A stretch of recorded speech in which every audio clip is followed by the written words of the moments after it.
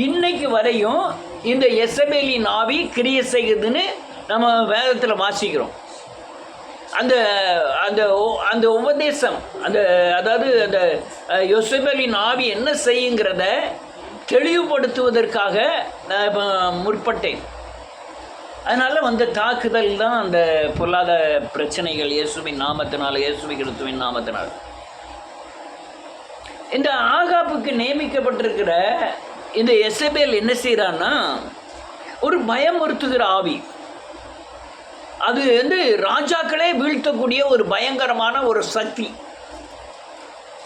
அந்த எசபேல் என்ன செய்கிறான்னா, வாசிக்கலாமே, வேற ஒரு ஆள் வாசிக்கலாம்.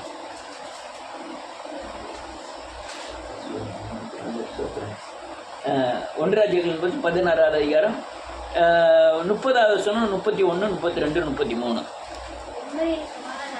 ஆமென்.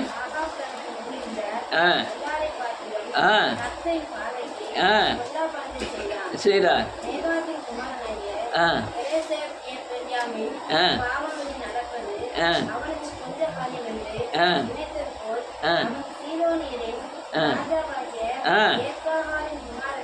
ஆமென்.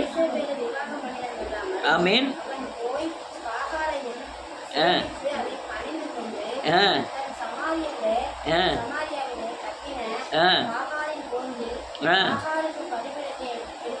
ஆமென். ஒரு நிமிஷம் அடுத்தல வாசிக்கணும். இது ஆகாப்புங்கிறவன் இஸ்ரவேல் வம்சத்தில் வந்த ஒரு ராஜா. இவ எசபேல்ங்கிறவ ஏத்பகாலின் சீதோனியரின் ராஜாவாகிய ஏத்பகாலின் குமாரத்தி.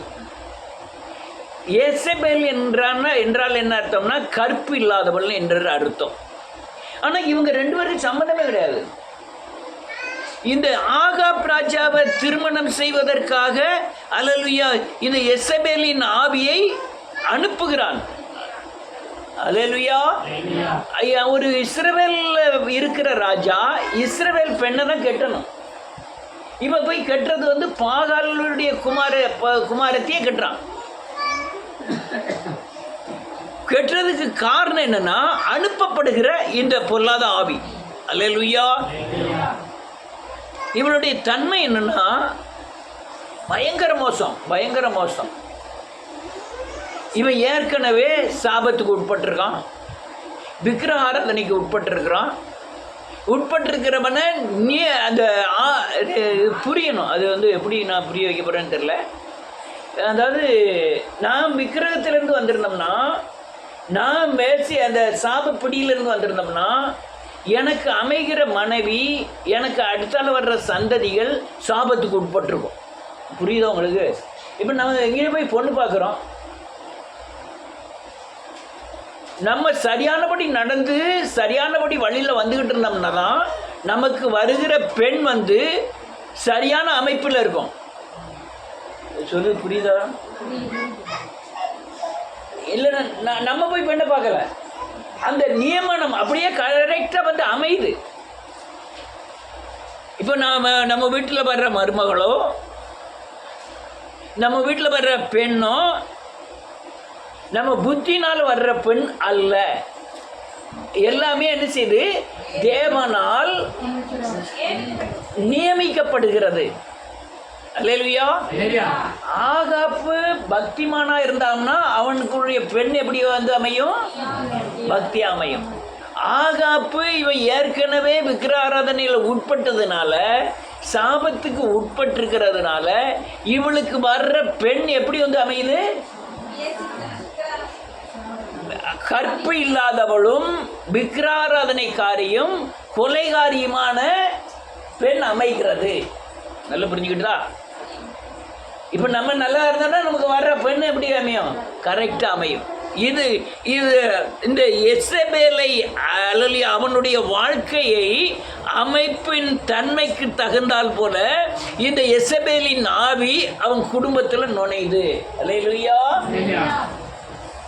நுழையுது மட்டுமல்ல, அந்த ராஜ்யத்தையே ஆளுகிறது. எந்த ராஜ்யத்தை? இஸ்ரவேல் ஜனங்கள் எல்லாத்தையும் ஆயுது. நல்லா புரிஞ்சுக்கணும். இஸ்ரவேல் கோத்திரம் 12 சொல்லுங்க. சாலமோன் தவறு பண்ணினபடினாலே அவனுக்கு யூத கோத்திரம் 2யும் இல்லை சமரிய கோத்திரம் 2ம் 10 கோத்திரம் தனியாகவும் பிரிக்கப்பட்டது. இப்போ இவங்க இருக்கிற கோத்திரம் யூத கோத்திரம், இல்லை சமரிய கோத்திரம். அல்லேலூயா. இந்த கோத்திரத்தில் இருந்தது, நான் பின்னால் வரும் உங்களுக்கு. மகள் போய் அந்த கோத்திரத்தில் போய் பொண்ணு முடிச்சுக்கிடுவா, மாப்பிள்ளை பார்த்து கல்யாணம் முடிக்க வேண்டியதாயிரும். அல்லேலூயா.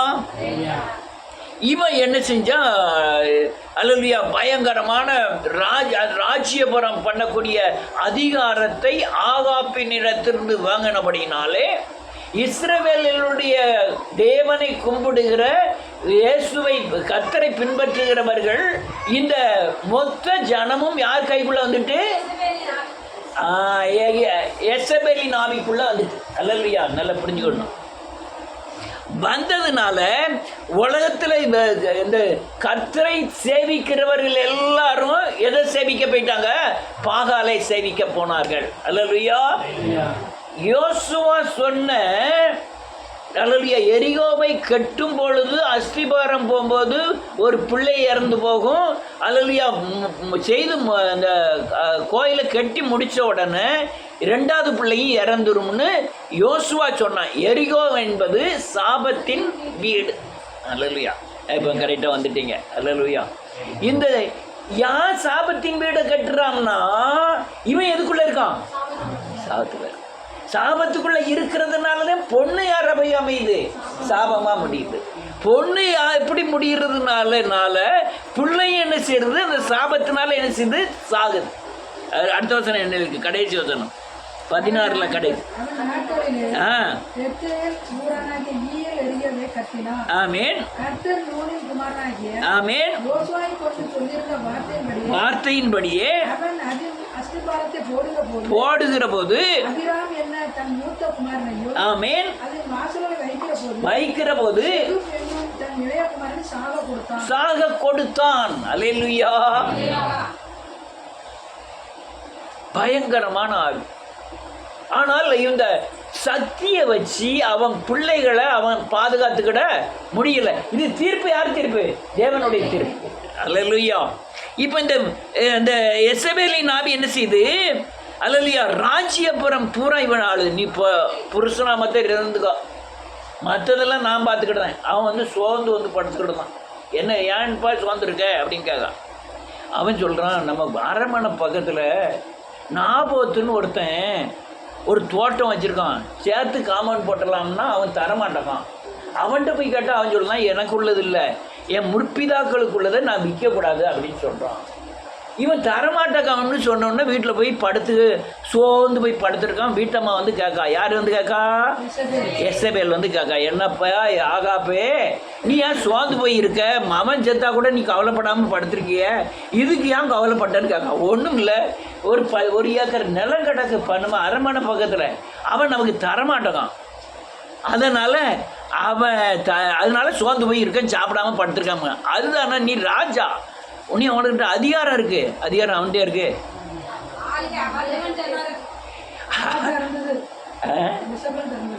இவன் சொல்லுதா, அவன் சொல்ல அதிகாரம் கூட உன்கிட்ட இருக்கு, நீ ஏன் கவலைப்படுத? நீ அடிபாட்டில் படுத்துக்க, எல்லா காரியமும் நான் என்ன செஞ்சிருந்தேன் பார்த்துக்கிடுறேன்.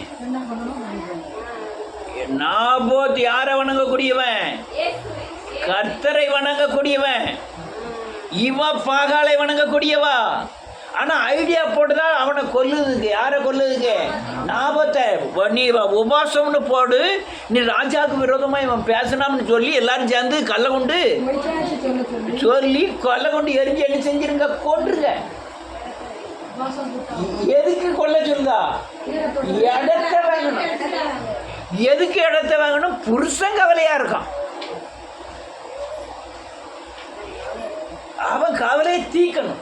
உடனே டக்குன்னு ஐடியா கொடுத்து அவனை உபாசம்னு வால்போஸ்ட்லாம் ஒட்டி ரெவரண்டு ரெவரண்ட் அவர்கள் பேசுகிறாருலாம் வால்போஸ்ட் அடித்து ஒட்டி ஆளு பூரா வந்துட்டு ஆளு மத்தியில் ஏன் கூப்பிடுதான்னா இவன் ராஜாவுக்கு விரோதமாக பேசினா இவனை கொலை பண்ணணுக்கு தான் உபாசமே தவிர மற்றதுக்கு உபாசம் இல்லை. அல்லேலூயா. ஆளை இடிச்சுட்டா கல்லை வந்து எடுத்து கொண்டுட்டான். இவன் தோட்டம் வந்தது பெருசு இல்லை, இவன் செஞ்ச அநீதி தான் பெருசு. இந்த ஆவி என்ன செய்யுங்கிறது தான் இப்போ பிரச்சனை. அல்லேலூயா. அது மட்டும் இல்லை, எலியா வானத்திலிருந்து அக்னியா இறக்கணுமே, சாரிபாத் வதைவையில் வீட்டில் அற்புதங்கள் செய்தவன். அல்லேலூயா. மரித்தோரை எழுப்புனவன். அந்த எலியா ஒரு நாள் விடிய காலம் எந்திரிச்சு சொல்லுதா, பாகால் தீர்க்கதரிசிக்கு செய்யப்பட்டது போல எலியாவுக்கு என்ன செய்யப்படும். அவ்வளோ பெரியவன் பயந்து ஓடுதான். அல்லேலூயா. அப்படிப்பட்ட அல்லேலூயா ஆவி அண்ணே எழுங்கு கொண்டுருவான்னு வைங்களேன். அடுத்தால மகளை கொண்டு போய் கட்டி கொடுத்தான். யார? மகளை கொண்டு போய் இவங்க 2 கோத்திரத்தில் உள்ள சமரியா கோத்திரத்துக்கு ராஜாவா இருக்கான். 10 கோத்திரத்தில் உள்ள ஒரு என்னது யோராமா அவனுக்கு கொண்டு போய் கட்டி கொடுத்தான். அல்லேலூயா. அவ பேர் என்ன பேரு? அத்தாலியாள். வாசிமா ஒரு வசனம் 2 ராஜாக்களின் புஸ்தகம். நம்ம வேகமாக முடிக்கணும்னு நம்ம எடுத்தேன், அதுக்குள்ள இந்த பயங்கரமான ஒரு அட்டாக். 8ஆவது அதிகாரம் 25, 26, 27. 2 ராஜாக்கள் 8ஆவது அதிகாரம் 25, 26, 27.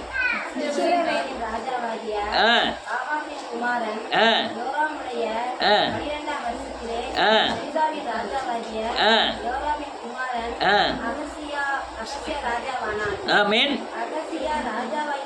ஆமென். ஆமென். பண்ணினான்.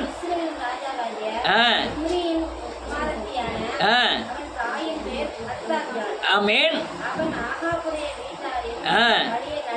நடந்து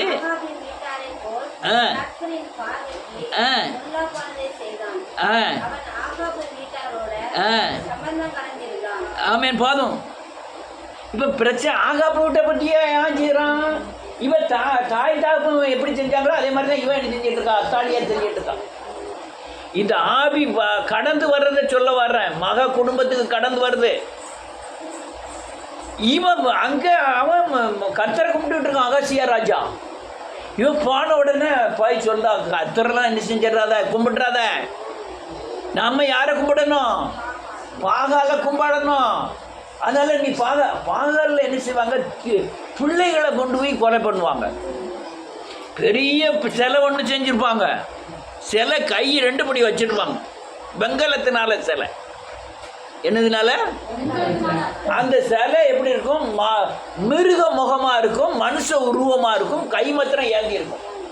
ஏந்திரதுக்கு கீழே பெரிய தீயை போட்டு எரிப்பாங்க, பலன்னு எரிப்பாங்க. கை 2ம் அப்படியே கங்கா ஆயிரும். அதில் கொண்டு போய் என்னத்தை வைப்பாங்க தெரியுமா? பிள்ளைய கொண்டு போய் வச்சுருவாங்க. பிள்ளை கொஞ்சிக்கிட்டு இருக்கோம், அங்கே விளையாண்டுக்கிட்டு. அந்த 2 கையும் பெரிய சின்ன கையெல்லாம் இல்லை. நீ ஈரோடு மாவட்டத்துக்கு போனீங்கன்னா பெரிய பெரிய சிலையில் பார்க்கலாம். நம்ம மாவட்டத்திலாம் கிடையாது. ஈரோடில் தான் அதிகமான சிலை. ஈரோடு கோயம்புத்தூர் வரையும் பெரிய பெரிய சிலைகள் இருக்கும். அந்த சிலை கையே பெரிய வீடு மாதிரி இருக்கும். இது கை சிலையில் உள்ள கை அவ்வளோ பெரிய, அதில் நின்று ஒரு கபடி விளையாடலாம், அவ்வளோ பெரிய கையாக இருக்கும். அவ்வளோ பெரிய சிலை வெங்கலத்தினால கீழே தீயை போட்டு எரிச்சோன்னா அது கணக்கணானா அதில் கொண்டு போய் பிள்ளைய கொண்டு வச்சுருவாங்க. பலி கொடுக்குறாங்க அந்த சாமிக்கு. தீ கடக்க பண்ணுகிறார்கள், பிள்ளையை படியிடுகிறார்கள். அதெல்லாம் யார் செய்கிறா? இவன் அகசிய ராஜா கர்த்தரை சேவிச்சுட்டு இருக்கான். இவளை கொண்டு போய் அங்கே கட்டி கொடுத்த உடனே அவனுக்கு போய் நியமிக்க காரணம் என்ன தெரியுமா? அவனும் அவ தகப்பனார் வழி என்னன்னா விக்கிரகத்தை சேவிக்க ஆரம்பிக்காங்க. அதனால இவளை கொண்டு போய் அங்கே கட்டி கொடுக்காரு. ஏன்னா எனத்தோட தான் சாரு வனத்தில் மேய்ஞ்சி அல்லேலூயா.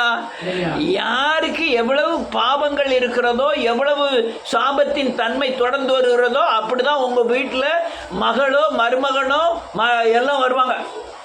உங்க வீடு அமைதலிருந்து, உங்க பிள்ளைகள் பிறக்கிறதுலேருந்து, உங்க சந்ததி உருவாகிறது வரையும் எப்படி செய்தீர்களோ அதுதான் நடந்துகிட்டு இருக்கும். ஆமென். நாமத்தினால்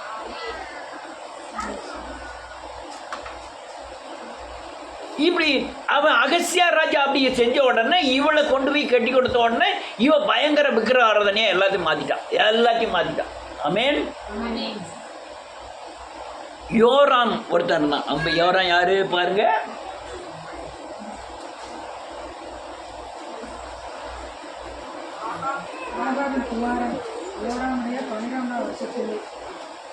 எத்தனை வருஷம்? இஸ்ரவேலின் ராஜாவாகிய ஆகாசின் குமாரன் யோரானுடைய 12ஆம் வருஷத்திலே யூதாவின் ராஜாவாகிய யோராமின் குமாரன் அகசியா ராஜாவானான். அகசியா ராஜாவாகிற போது 22 வயதாக இருந்தது. வருஷம் ராஜபுரம் பண்ணினா இஸ்ரவேல் ராஜாவின் குமாரன் அத்தாலியாள். ஆகாசியா ராஜாவுடைய அப்பா பேரு யோராம். அவனை ஒருத்தன் சாபம் விட்டுருப்பான், எலியா. அல்லேலூயா. குடல் அழுகி செத்துருவேன்னு சொல்லிட்டு குடல் அழுகி அவன் செத்துருவான். அல்லேலூயா. வாசிப்போம். அடுத்த ஒரு வசனத்தை வாசிப்போம். நான் கொஞ்சம் வேகமாக முடிக்கணும். 2 ராஜாக்கள் 11ஆவது அதிகாரம் 1, 2, 3.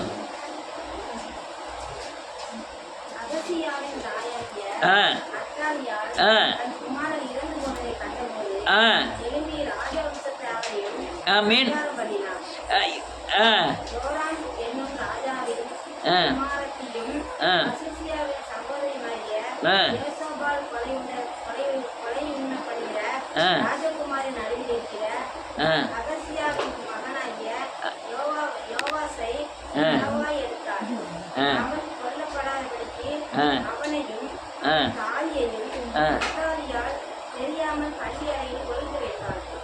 புருஷன் இறந்துட்டான், மகன் இறந்துட்டான், ராஜ்யபுரம் போயிட்டு. அல்லையா, ராஜா இறந்துட்டாரு. இப்போ இருக்கிறது பிள்ளைகள் இருக்கு, 7-8 பிள்ளைகள் இருக்கு. யாரு? பேரன்மார்கள் இருக்காங்க. அகசியா ராஜாவுடைய அல்லையா பிள்ளைகள் எல்லாம் இருக்கு. இவ எழும்பி என்ன நினைக்கா, நம்ம ராஜ்யபுரத்தை பிடிச்சிடணும், ராஜாவுடைய பிள்ளை இருந்ததுன்னா நம்மளை ராஜாவா ஆள விட மாட்டாங்க. அதனால பிள்ளைகளை பூரா என்ன செஞ்சிடணும், கொன்றணும். யார் பிள்ளைகள? இவனுக்கு பேர பிள்ளைகள. ராஜவம்சத்தாரில் ஒரு பிள்ளைகளை வைக்கல. என்ன ஆவி செய்து? எசபேலின் ஆவி அத்தாலியலுக்குள்ள வந்தோடனே இது கொடுமையான காரியத்தை சொல்ல வர்றேன். அல்லேலூயா. பேரமார தான் கண் முன்னால அப்படியே கொண்டுட்டான். யாரு? பேத்தியா ஆச்சி அத்தாலியார் கொண்டுட்டு இவ்வளோ ராஜாவாயிட்டான், ராணி ஆயிட்டான். ஆனால் இவ்வளோ பிள்ளைகளில் ஒரே ஒரு பிள்ளைய மாத்திரம் அவங்க அத்தை, யார்? அகசியா ராஜாவுடைய சகோதரி. அந்த பிள்ளையை எடுத்துகிட்டு போய் ஒரு கோயிலுக்குள்ள 6 வருஷம் வச்சு வளர்க்கா. 6 வருஷமாக கோயிலேருந்து வெளியே கொண்டு வராம. ஏன்னா அந்த அத்தாலியல் எல்லா இடத்துக்கும் போவா, எங்கே மட்டும் போக மாட்டா, எல்லா இடத்துக்கும் போவா, வேத கோயிலுக்கு மட்டும் போக மாட்டா. அப்போ வேத கோயில் தான் வளர்க்கணுங்கிறதுக்காக 6 வருஷம் அந்த கோயிலுக்குள்ளே வச்சு வளர்க்கும். இப்போ யாரோட ஆவி? அந்த எசபேலின் ஆவி அத்தாலியாளுக்குள்ளே இருந்து கலக்கி எடுக்கு. அல்லேலூயா. இது யாருக்கு விரோதம்னா, நல்ல கழுங்க, தாவீதுக்கு விரோதம். கோலியாத்தின் ஆவியின் தன்மையெல்லாம் இந்த தாவீதின் ஊழியங்களை செய்கிற எல்லாருக்கும் இருக்கும். நம்ம எழுப்புதல் ஊழியத்தில் எலியாவை குறித்து நாம் விசுவாசிக்கிறதுனால, எலியாவுக்கு விரோதமாக இந்த எசபேல் எழும்புனதுனால எசபேலின் ஆவி எலியாவின் எழுப்புதல் ஊழியத்தில் இருக்கிறவர்களை அதிகமாய் தாக்கும். இங்கே பழைய ஏற்பாடில் எந்தெந்த பரிசுத்தவான்களுக்கு விரோதமாக எழும்பினவர்கள் எல்லாம் மனுஷர்கள் அல்ல, ஆவி. என்னது? ஆவி. யோசேப்புக்கு விரோதமாய் பார்வோன் போத்திபாரின் மனைவி எழுப்பினாள். நீ அப்படி ஒரு தீர்க்கதரிசியா ராஜாவும் அதே மாதிரி பிரச்சனை உங்களுக்கு வரும். அல்லேலூயா. ஆனால் இந்த பரிசுத்தவானாகிய எலியாவுக்கு விரோதமாக எழும்பின ஆவி, அல்லேலூயா, யேசபேலின் ஆவி. இப்படி அத்தாலியால் எழும்பி எல்லாத்தையும் கொலை பண்ணிட்டா. பிறகு ஒரு நாள் இவனை ராஜாவாக்கணும்னு பார்த்துட்டாங்க. யார்? பேர பிள்ளைய. எல்லாரும் அரண்மனைக்குள்ள தோரணம் எல்லாம் கட்டி ஆரவாரம் பண்ணி அல்லையா ராஜா வாழ்கன்னு சத்தம் போடும்போது அவன் காதில் கேட்கா. ஏதோ ராஜா வாழ்கன்னு சத்தம் கேட்கன்னு உள்ளே போய் பார்க்கும்போது இவனை ராஜாவாக்க போகிறாங்க, சின்ன பையனை. உடனே அவள் அங்கே பார்த்துட்டு இது துரோகம். யார் செஞ்சது துரோகம்? இவன் துரோகம் ஆளை விட்டு அவளைத்தையும் க்ளோஸ் பண்ணிட்டாங்க. எல்லாம் சேர்ந்து அவளை கொன்னுட்டாங்க. ஆள் அழிஞ்சிட்டு ஆவி அத்தாலியால் யோசபேல் எக்கு கொண்டு போட்டான். ஆனால் அவ தான் செத்துருக்கா. ஆவி இப்போ அவ அத்தாலியால் எழுப்புனா. அவ எத்தனை பேர் கொலை பண்ணா, எவ்வளோ பேரை விக்கிர ஆராதனை பண்ண வச்சா. ஆனால் ஆவி சாவலை. அடுத்த நாள் ஆவி எங்கே போச்சுன்னு பாருங்க. இது சீக்கிரம் முடிக்கிறது. மார்க் எழுதின சுவிசேஷம் 6வது அதிகாரம்.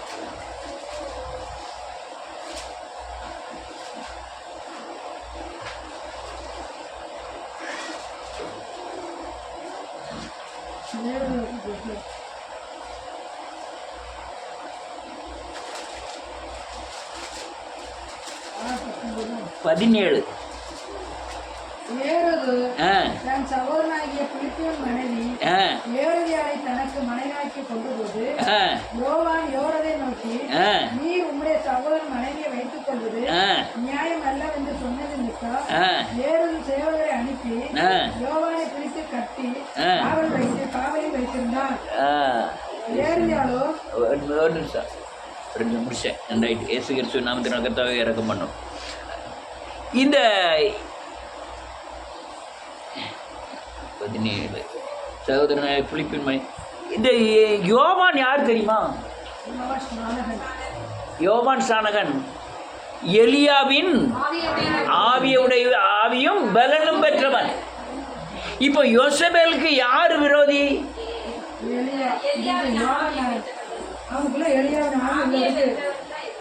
யாருக்கு? யோசபேலுக்கு யார் விரோதி? எலியா தான் விரோதி.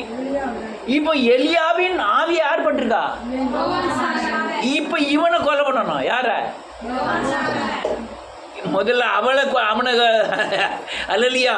அங்கே ஆகாப்புலாம் ஜோலி முடிச்சாச்சு. அகசிய ராஜா, யோராமா ராஜா எல்லாத்தையும் ஜோலி முடிச்சு தான் இந்த ஆவி வரிசையாக வருது. இப்போ யோவானுக்கு விரோதமாக எழுப்புனா யோவான் இப்போ இல்லை. ஆனால் யோவான் பெற்றிருக்க ஆவி இருக்கிறது. அது அந்த ஆவியை அவனை யோவான் சாரனை கொலை பண்ணணும்னு அனுப்பப்பட்ட இந்த ஆவி. அல்லேலூயா. இவன் நேதியும் நேர்மையமாய் போகக்கூடியவன் யோவான் சாரன். இவன் ராஜா என்ன பண்ணியிருக்கான்? ராஜா தன் கணவன் சகோதரனுடைய மனைவியை வைப்பாட்டியாக வச்சிருக்கான். ராஜாட்ட போய் நீ தப்பு பண்ணுறன்னு யார் சொல்ல முடியும்? ஆனால் இவன் யோவான் சாரன் நினச்சினா நீ பண்ணுது தப்புன்னு யார்கிட்ட போய் சொல்கிறான்? ராஜாட்ட போய் சொல்கிறான். ராஜாட்ட போய் சொன்ன உடனே எவ்வளோ கோபம் வரும். ஆனால் அவனுக்கு கோபம் இல்லை. அவனை தான் செய்ய போகிற எல்லா காரியங்களையும் அவன்கிட்ட கேட்டுட்டு தான் செய்கிறான். எல்லா காரியம் ராஜா இவனை ஜெயிலில் கொண்டு வச்சாலும் ராஜா உபச்சோரத்தில் வச்சு தான் செய்ய போகிற எல்லா காரியத்தையும் அவன்கிட்ட நீதியும் பரிசுத்தமும் இருந்ததுனால எல்லா காரியமும் அவன்கிட்ட செய்து செய்கிறான். ஆனால் அவன் எதிரி கிடையாது. யார் எதிரி?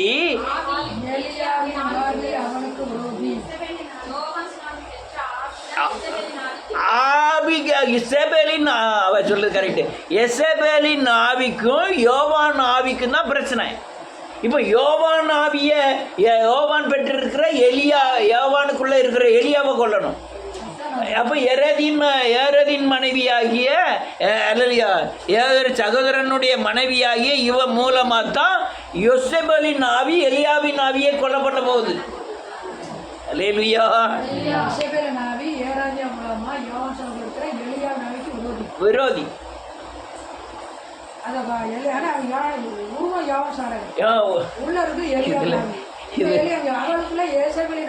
இதெல்லாம் நான் இங்கே தான் பிரச்சனை பண்ண முடியும். வெளியே போயிடலாம். இதெல்லாம் அவனுக்குள்ளே இது இருக்குது, இவனுக்குள்ளே இது இருக்குன்னா என்னடா பேசுகிறா அப்படிமா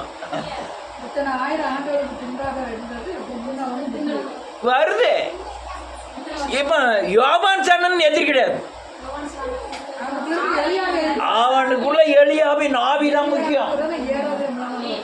ஏரதியாளுக்கு அல்லது எசபேலின் ஆவி.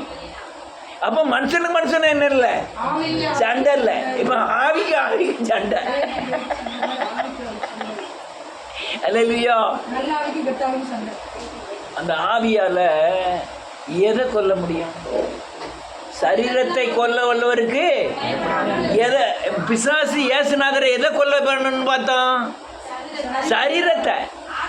ஆனால் அவர் ஆவியில் இருந்துச்சுட்டா சரீரத்தில் இருக்குன்னு தான் பிசாசை பார்த்தாரு.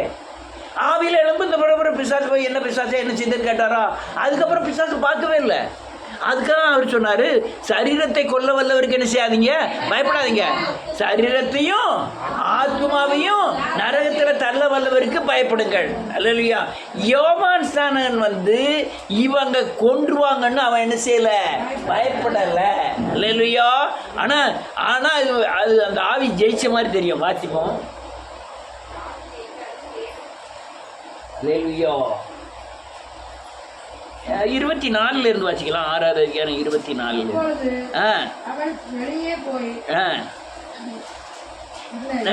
இது கொஞ்சம் சொல்.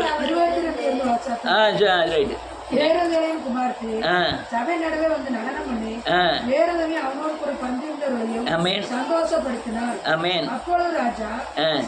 நான் சொல்லி முடிச்சிருக்கேன். நான் டைம் ஆகிட்டு சொல்லி முடிச்சிருக்கேன்.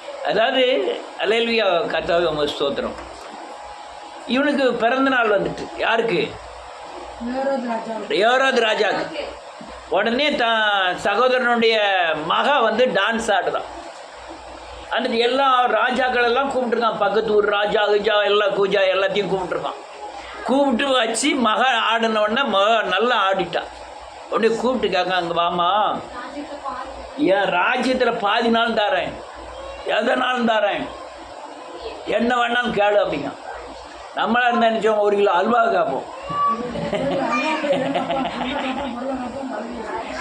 உடனே அவன் சொல்கிறான். அவன் ஓடி போய் அவன் என்னச்சுதா, ஏம்மா என்ன கேட்கணும்னு எனக்கு தெரியல, எங்கள் அம்மா ஒருத்தி இருக்கா எசபேல், அவர்கிட்ட போய் விவரத்தை கேட்டு வரேன். எல்லாம் பேய். மகளும் என்னது பேய் தான். அல்லையா. நேரம் அம்மாட்ட போய் கேட்டோன்னா அம்மா யோசனை பண்ணான், இதுதான் சரியான தருணம். யாரை கொல்லதுக்கு? யோவான் ஸ்நானனை கொல்லதுக்கு இதுதான் சரியான டயம். ரைட்டு, நீ போய் அவன் தலையை ஒரு தாளத்தில் வாங்கிட்டு வா அப்படின்ட்டான். இவன் என்னத்தை கேட்டாலும் தரமிட்டான். ராஜா சொன்னதை என்ன செய்யக்கூடாது, மாற்றக்கூடாது. அவ்வளோ பேர் மத்தியில் சொல்லிட்டான். இவன் தலையை காட்ட உடனே அவனுக்கு பயங்கர சங்கடமாயிட்டான். வேதனையோடு தான் கொடுத்தான்னு சொல்லுது வேதமே.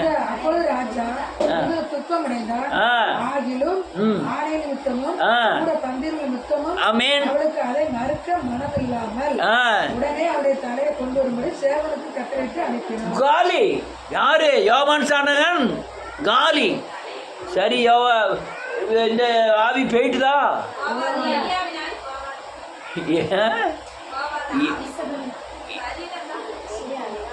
எலியாவின் ஆவி மேலே போயிடும், பிரச்சனையே இல்லை. ஆனால் இந்த ஆவியை அவன் ஏறதியால் செத்து போயிட்டா. அப்போ ஆவி முடிஞ்சிடுதா?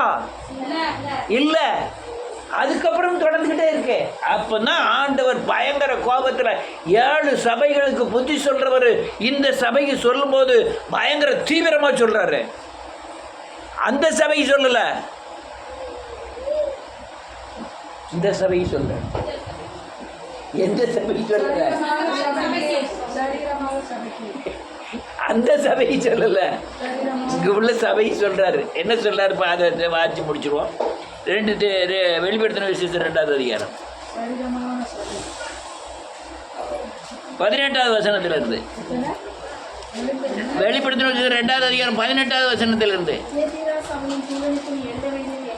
என்னவென்றால் தீபாலை போன்ற கண்களும் ஆமென் பிரகாசமான வெண்கலம் போன்ற பாதங்களும் உள்ள ஆமென் தேவகுமாரன் சொல்லுவதாவது ஆ உன் கிரியைகளையும் உன் அன்பையும் ஆமென் ஊழியத்தையும் உன் விசுவாசத்தையும் ஆ உன் பொறுமையையும் உன் பொறுமையையும் ஆ நீ முன்பு செய்த முன்பு செய்த கிரியைகளிலும் ஆ முன்பு செய்த கிரியைகளிலும் அதிகமாக இருக்கிறதை அறிந்திருக்கிறேன். அறிந்திருக்கிறேன். ஆகிலும் உன் பேரில் ஆ எனக்கு குறை உண்டு. என்னவெனில் ஆ என்னை தீர்க்கதரிசி என்று சொல்லுகிறேன். ஆமென் யேசபேல் என்னும் தீர்க்கதரிசியானவள் ஆ யேசபேல் என்னும் ஸ்திரீயானவள் என்னுடைய ஊழியக்காரன் வேசித்தனம் பண்ணவும் ஆ விக்கிரகங்களுக்கு படைத்தவர்களை புசிக்கவும் ஆ அவர்களுக்கு போதித்து ஆ அவர்களை வஞ்சிக்கும்படி நீ அவளுக்கு இடம் கொடுக்கிறாய். ஒரே ஒரு நிமிஷம், இவனுடைய நற்கிரியைகளை பாருங்க. இந்த சபையோட நற்கிரியை உன் கிரியைகளை பூரா நான் அறிஞ்சிருக்கேன்.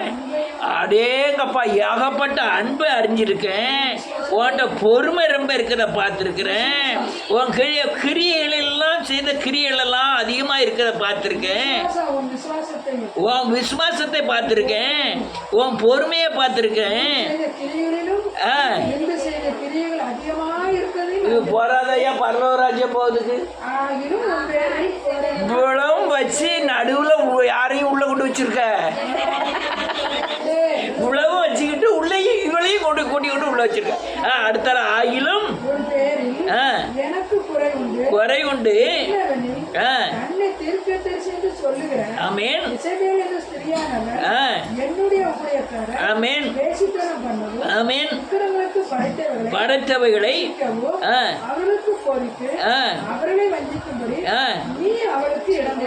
என்ன பாருங்க, ரெண்டு காரியம். ஒன்று வேசித்தனம், விக்கிரகத்துக்கு படைத்தவை விக்கிரகத்தோடு இணைகிறது, தொடர்பு வைத்துக் கொள்ளுது. இது வச்சிருக்கிறதுனால தண்டனை என்ன சொல்ல பாருங்க.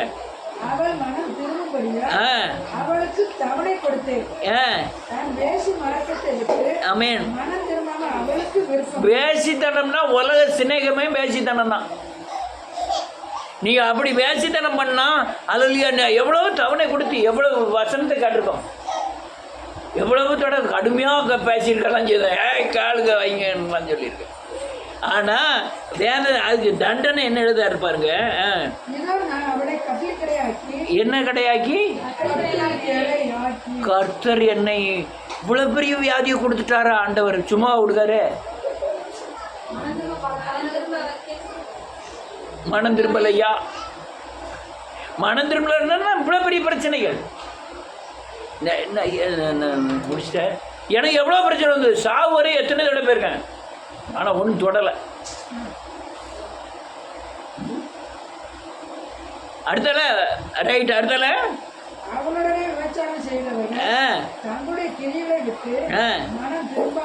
இப்பவும் மனம் திரும்பாவிட்டால் உபத்திரவத்திலே தள்ளி என்னது கொல்லுவேன்,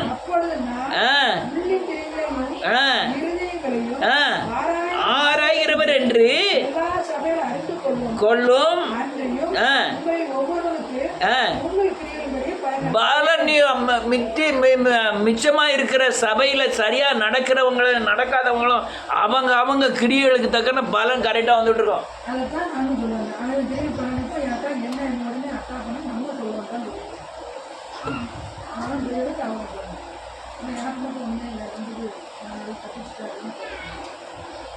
அவன் கிரியைகளுக்கு தக்கன அவனுக்கு பலன் வரும். அல்லேலூயா. இதுதான் காரியம். யேசபேலின் ஆவி பயங்கரமாய் இந்த பூமியில் அசைவாடி கொண்டிருக்கிறது. அநேக கிறிஸ்துவ சர்ச்சுக்கு போகிறாங்கன்னு நினைக்காங்க, அவங்க கிறிஸ்துவ சர்ச்சுக்கு போல அங்கெல்லாம் தொடர்பு வச்சுக்கிட்டு தான் இருக்காங்க. நான் சர்ச்சுக்கு போகிறேன், தொடர்பு வச்சுருக்கேன், பிரச்சனை அது தவறு. அதனால் யேசபேலின் ஆவி பயங்கர தந்திரம் உள்ளது, அநேகரை வீழ்த்தக்கூடியது. அநேக கிறிஸ்துவ சபைகள் கிறிஸ்தவர்கள் அவங்க கையில் மாட்டியிருக்காங்க. கர்த்தர் விடுவிப்பாருங்க. எல்லாரும் முழங்கால் போட்டு ஜெபம் பண்ணணும்.